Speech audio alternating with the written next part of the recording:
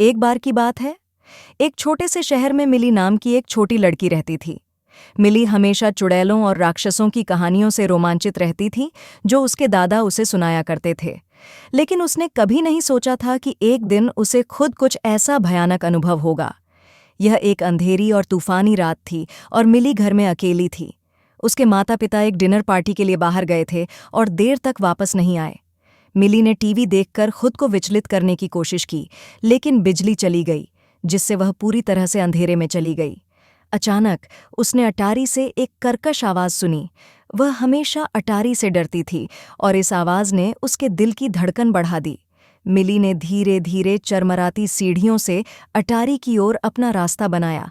जैसे ही उसने दरवाज़ा खोला, उसने कुछ देखा जिससे उसका खून ठंडा हो गया। कोने में काले कपड़े में एक आकृति खड़ी थी।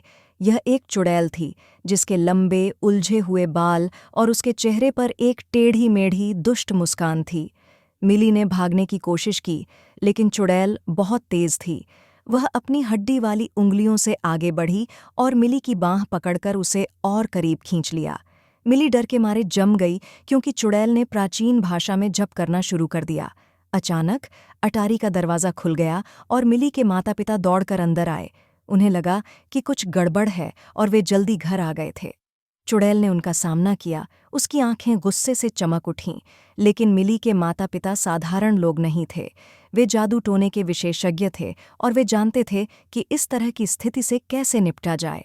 उन्होंने अपनी छड़ी निकाली और चुड़ैल पर जादू करना शुरू कर दिया, जो उनकी आंखों के सामने सिकुड़ने और मुरझाने लगी। अंत में चुड़ैल हार गई और मिली के माता पिता अपनी भयभीत बेटी को आराम देने के लिए दौड़ पड़े। उन्होंने समझाया कि चुड़ैलें और राक्षस असली थे, लेकिन उनमें उन्हें हराने की शक्ति थी। उस दिन से मिली ने बहादुर बनना सीखा और अपने डर को कभी भी अपने ऊपर हावी नहीं होने दिया। और जहाँ तक जादू टोना की बात है, उसने उस नगर में फिर कभी किसी को परेशान नहीं किया।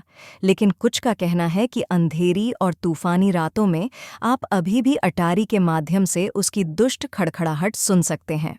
दोस्तों, अगर आपको यह कहानी पसंद आई है तो लाइक सब्सक्राइब करना ना भूलें और इस वीडियो को अपने दोस्तों के साथ शेयर करें।